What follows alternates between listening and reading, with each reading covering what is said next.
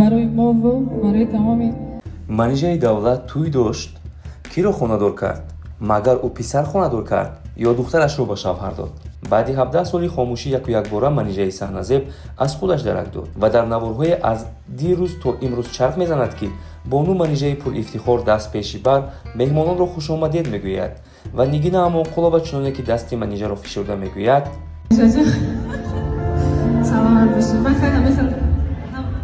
سلام علیکم. من نمیتونستم که تو صحنه را نبرم.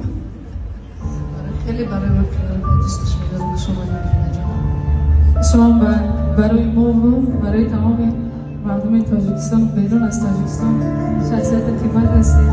سمت اسلوبی که شما دارید دیگه در ایگم هستید. زنده باشید. سرودی که منیژه جان زلیخا محمدشویeva نیز منیژه رو بوسه میکند و با یک آواز میگوید در شاهدی استادم سرود دوری بیدان رو میسرایم. اولا از نام خودم از نام استاد منیژه جان قدم‌های هر یک شما را به این درگاه شادی خیرمقدم میگم و کلین داماد نازنین تبریک مبارکباد میگم. خوشبخت باشید. خیلی امروز استاد عزیزم نمیخوانه در این صحنه. افسوس من از تنش سرودی دوری بیدان نمیخوانم.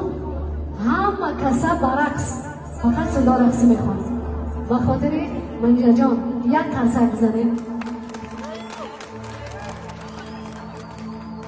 برای من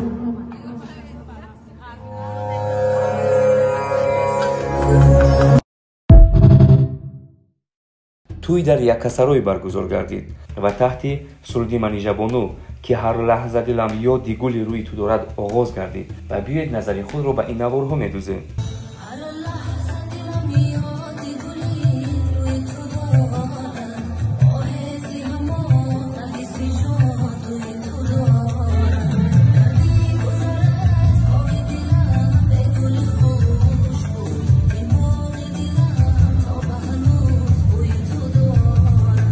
دقیق نیست توی کیست منیژه کی رو زن داد یا اینکه کی رو به شوهر و تا جای ما شاهد گشتیم منیژه دولت اونجا گلی سری سبدی محفل بود.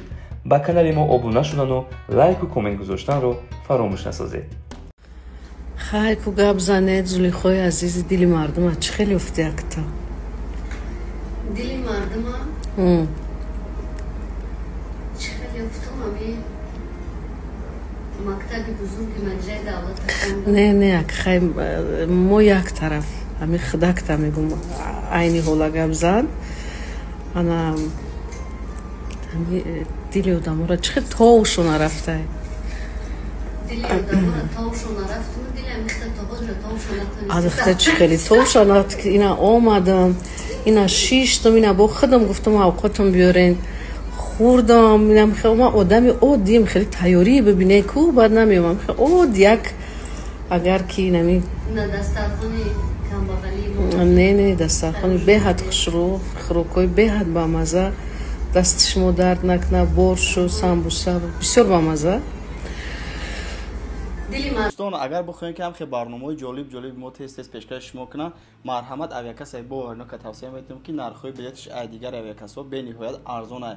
خود حاضر دمی رقمو نویسین یا که زنگ بزنین اول نرخ بلیت پرسین که دیگرها چه خیر از این صدورا یک چیگر نفتون که با تمام کل دنیا که سفر داره میتونین که برادرمون بلیت دسترس کنین. حتما اینو کانال مهراب رو که گپ زدین با اسکیتکای خچه داره. مرحمت برای دستگیری ما اویاکس 24 ساعته بلیت خریداری نمایید. کیزور شبنم سریا و یا زلیخا محمدشویeva اکنون این را شما معاین میکنید. جوانی ایام خوب قدرش را بدانید. با تو باشم غمی نماند مرا شکسته کسی نمیتواند. دوستان عزیز و تماشابینان مخلصان کانال کیهان تیوی سلام به شما. امروز برنامه کوتاه خود را با شما میگذارانیم. یعنی میخواهیم کمی معلومات های تازه درباره زلیخا محمدشویeva و سراننده دیگری مشهور شبنم سریا پیشنهاد کنیم و در برابر این شما بگویید که از کی هنرش خوبتر و بالاتر می‌ایستد. زلیخا با آواز پرقوت و اسلوب خاص خود در صحنه شناخته شده است. او با لباس‌های شرقی زیبا و آرایشات جالب که به صحنه جاذبه مخصوص میبخشد مشهور است. از آوان کودکی مخلصی منیژه دولت بود و امروز با او همکاری میکند و برخی ها میگویند او شاگرد منیژه دولت است. از آوازخانه های خارجی زلیخا اسلوب نیوش آوازخوانی روس را نیز میپسندد. زلیخا اصلا در مکتب نمره 1 ناحیه فرخار تحصیل کرده است. او در بخش روابط بین‌المللی دانشگاه ملی تاجیکستان تحصیل نموده است. او در عائله سرفرزند به دنیا آمده، با بیبی و با بویش به وی رسیده است. از آوان کودکی مخلص منیژه دولت بود و امروز با او چون که گفتیم همکاری زیست دارد. از جمله سرودهای مشهور او میتوان نام برد: کمرباریک، به کس نمیگم، حبیبی، بوم بوم و گلی دستت. زلیخا اینچنین در ساحه مد و کسمتیک فعالیت میکند و صاحب برندهای شخصی خود و کسمتیک می باشد. حالا که من جوانم، دنیا پر از جوانی، هر جا که پا گذارم آنجا پر از جوانی. اکنون درباره سرونده شناخته دیگر و دوست داشتنی شبنم سوریا گپ میزنیم. شبنم سوریا یک سرونده معروف تاجیک است که در ساحه موسیقی پاپ و استرادای تاجیک فعالیت میکند. او یکی از شاعرای شناخته و دوست داشته صنعت موسیقی تاجیکستان به شمار می رود. شبنم سوریا دختری سرونده معروف سوریا قاسیمووا و یکی از استادان صنعت تاجیک است. همچنین خواهر او فرزانه خورشید نیز سراینده شناخته می باشد. خانواده آنها در محیط فرهنگی و موسیقی به وی رسیدند. شبنم سوریا با سرودهای احساساتی و عاشقانه شهرت زیاد به دست آورده است. بسیاری از سرودهای او در بین جوانان و مخلصان فرهنگی فارسی زبان مخصوصاً در تاجیکستان، افغانستان و ایران معمول و مشهورند.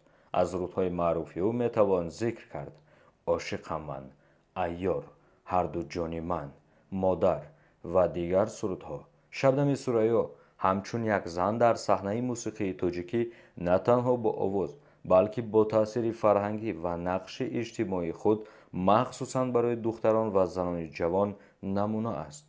چند روز پیش سرود نوش با نام جورا جان جیگی جیگی نشر گردید که پیشکشتان میگردانیم و خلاصه و قضاوت از شماست. جورا جان جیگی جیگی مردم مبارک جیگی. اکنون شما میتوانید بگویید طرفدار کی هستید؟ شبنم را بیشتر دوست می‌دارید و یا زلیخا را؟ کی خوبتر می‌سرد و کی زیباتر و قشنگتر است برای شما؟ این همه را جوابش را از شما انتظاریم. حتما در کامنتاریا بنویسید.